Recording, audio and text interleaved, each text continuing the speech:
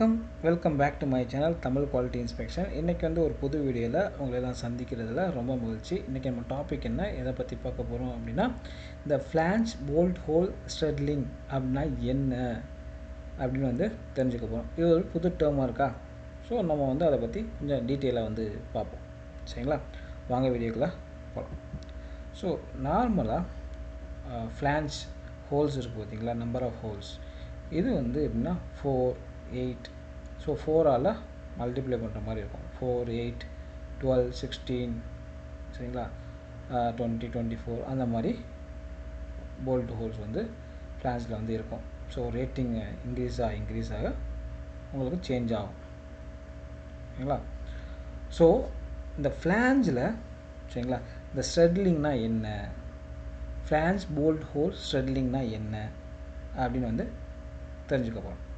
இப்போது ஒரு ஃப்ளான்ஜில் சரிங்களா, அதோட சென்ட்ரல் லைனில் நீங்கள் வந்து 2 கோடு வந்து வரையணும். சென்ட்ரல் லைனில் 2 கோடு வந்து வரையணும்.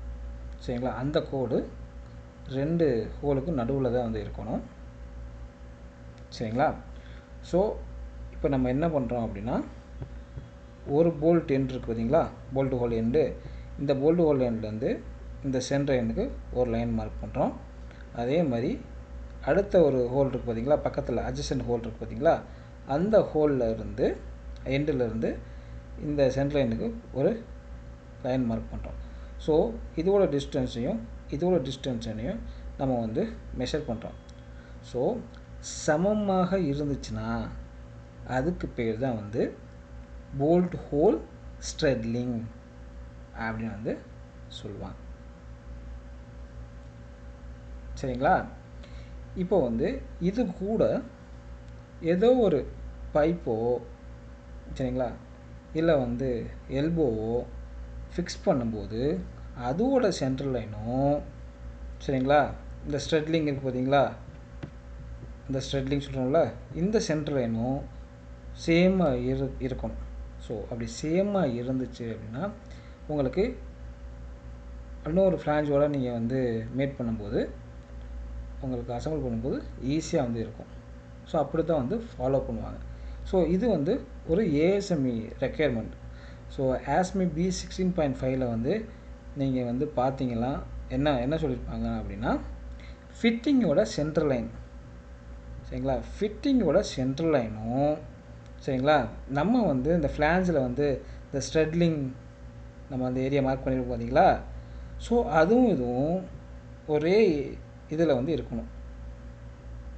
சரிங்களா, அப்படி தான் நம்ம வந்து இதில் வந்து வெல்ட் பண்ண போகிறோம். ஸோ அப்படி வெல்ட் பண்ணும்போது உங்களுக்கு அசம்பிள் பண்ணும்போது ஈஸியாக வந்து இருக்கும். ஓகேங்களா. ஸோ இந்த போல்ட் ஹோல்ஸ் இருக்குது பார்த்தீங்களா, அது வந்து ஈக்குவலாக வந்து உங்களுக்கு வந்து அந்தந்த ஏரியாவில் வந்து இருக்கும், ஈக்குவலாக ஸ்பேஸ் பண்ணி இருக்கும். ஓகேங்களா. ஸோ அதுதான் வந்து சொல்லியிருக்காங்க. இதில் என்னென்னா, pair of bolt holes shall straddle fitting central line. சரிங்களா, இந்த 2 பேர் ஆஃப் போல்ட் ஹோல்ஸ் இருக்குது பார்த்தீங்களா, அதுவும் அதோட சென்ட்ரல் லைனும் இந்த ஃபிட்டிங்கோட சென்ட்ரல் லைனும் உங்களுக்கு ஒரே நேர்கோட்டில் வந்து இருக்கணும். சரிங்களா, அப்போ தான் வந்து உங்களுக்கு வந்து சமமாக வந்து இருக்கும். சரிங்களா, அப்போ தான் உங்களுக்கு அந்த ஹோல் இருக்குது பார்த்தீங்களா, அந்த போல்ட் ஹோலு அது வந்து சமமாக வந்து இருக்கும், அதோட டிஸ்டன்ஸ் வந்து சமமாக இருக்கும். சரிங்களா, அதனால் சில நன்மைகள்லாம் இருக்குது. சரிங்களா, அடுத்த ஸ்டைலில் வந்து அதை பற்றிலாம் வந்து பார்ப்போம். சரிங்களா. ஸோ இதில் ரெண்டு மவுண்ட் இருக்குது, ஸ்ட்ரெடில் மவுண்ட், சென்ட்ரல் லைன் மவுண்ட்டு. ஸ்ட்ரெடில் மவுண்ட்னா என்ன அப்படின்னா, 2 போல்ட்டுக்கு நடுவில் ஒரு சென்ட்ரல் லைன் போட்டு 2 போல்ட்டோட டிஸ்டன்ஸும் சேமாக இருந்துச்சு அப்படின்னா அது வந்து ஸ்ட்ரெடில் மவுண்ட். அதை வச்சு அப்படியே வச்சு நம்ம வந்து ஃபிக்ஸ் பண்ணும்போது அது ஸ்ட்ரெடில் மவுண்ட்டு. சென்ட்ரல் லைன் மவுண்ட்னா உங்களுக்கு போல்ட்டில் சென்ட்ரல் லைனாக இருந்துச்சு. ஸோ போல்ட்டு இதை வச்சு நம்ம வந்து பண்ணுறது வந்து central line mount. So ASME requirement வந்து நம்ம வந்து ஸ்ட்ரெடில் அந்த மவுண்ட்டு தான் வந்து நம்ம வந்து ஃபாலோ பண்ணணும். சரிங்களா. ஸோ எது கரெக்டு அப்படின்னு பார்த்தீங்கன்னா, ASME படி அந்த ரெக்யர்மெண்ட் படினா உங்களுக்கு உங்கள் சென்ட்ரல் லைன் வந்து பிட்வீன் த ஹோல்ஸ் அப்படி இருந்தால் தான் வந்து கரெக்டு.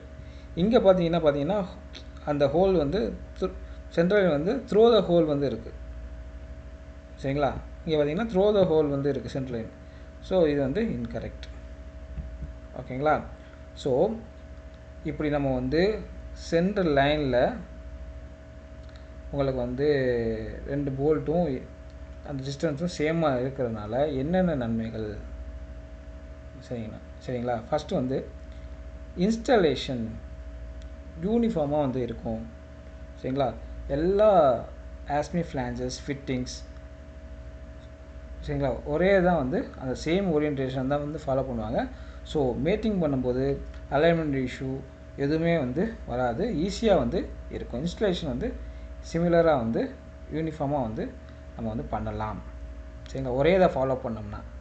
சரிங்களா?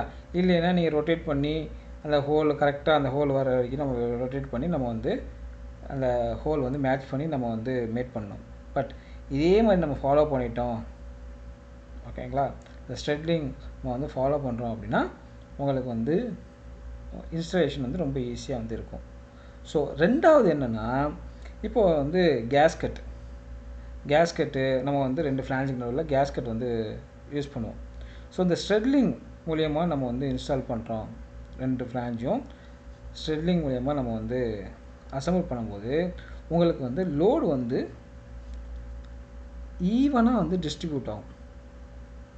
சரிங்களா? லோடு வந்து ஈவனாக உங்களுக்கு ஃப்ளான்ஜஸ் அரௌண்டில் ஈவனாக வந்து டிஸ்ட்ரிபியூட் ஆகும்.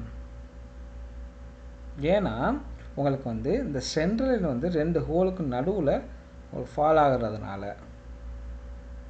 ஓகேங்களா? Symmetrical load distribution. அதுக்கப்புறம் ஈஸியர் பைப்பிங் அலைன்மெண்ட். இப்போ வால்வு, எல்போ, டீஸு இதெல்லாம் நம்ம வந்து இன்ஸ்டால் பண்ணுறது ரொம்ப ஈஸியாக வந்து இருக்கும்.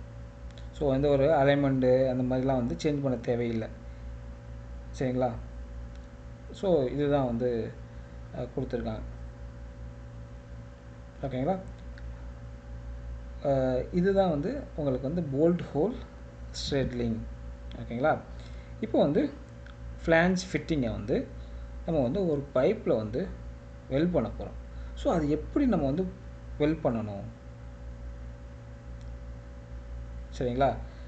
இந்த மவுண்டிங் இருக்கு பார்த்தீங்களா, should be welded. சரிங்களா? So the bolt hole straddles pipe centre line அப்படின்னு வந்து சொல்லியிருக்காங்க. ஸோ அப்படின்னா என்ன அப்படின்னு வந்து தெரிஞ்சுக்கணும். ஸோ பைப்புக்கு ஒரு சென்ட்ரல் லைன் இருக்கும். சரிங்களா? இங்கே பார்த்தீங்கன்னா இதுதான் வந்து பைப்போட சென்ட்ரல் லைன். ஸோ இந்த போல்ட் ஹோல் அதோட நம்ம ஸ்ட்ரெடிலுக்கு ஒரு ஸ்ட்ரெயிட் லைன் வரையுமா, அந்த ஸ்ட்ரெயிட் லைனும் இந்த ஸ்ட்ரெயிட் லைனும் மேட்ச் ஆகிற மாதிரி நம்ம வந்து வெல்ட் பண்ணணும். சரிங்களா? இப்போது நம்மளுக்கு வந்து ஸ்ட்ரெடில் அதுக்கு நம்ம வந்து ஒரு ஸ்ட்ரெயிட் லைன் வரையுமா, அந்த ஸ்ட்ரெட்லிங்க்கு. ஸோ அந்த ஸ்ட்ரெயிட் லைனும் இந்த பைப்போட ஸ்ட்ரெயிட் லைனும் ஒரே நேர்கோட்டில் வந்து இருக்கணும். ஸோ அப்படி தான் வந்து வெல்ட் பண்ணணும். ஸோ அப்படி வெல்ட் பண்ணும்போது இன்னொரு ஃப்ளான்ஜோட நம்ம வந்து அசம்பிள் பண்ணும்போது ஈஸியாக வந்து இருக்கும். சரிங்களா? இதுதான் வந்து உங்களுக்கு வந்து போல்ட் ஹோல் உங்களுக்கு வந்து ஸ்ட்ரெட்லிங், ஃப்ளான்ஜ் போல்ட் ஹோல் ஸ்ட்ரெட்லிங். சரிங்களா? புரிஞ்சா? ஸோ ஐ திங்க் இந்த வீடியோ வந்து உங்களுக்கு பிடிச்சிருக்கு வைக்கிறேன். பிடிச்சிருந்தால் லைக் பண்ணுங்கள், ஷேர் பண்ணுங்கள், கமெண்ட் பண்ணுங்கள். அடுத்த ஒரு நல்ல டாப்பிக்கில் வந்து உங்களை வந்து சந்திக்கிறேன். Until bye bye. Take care. See you. Bye.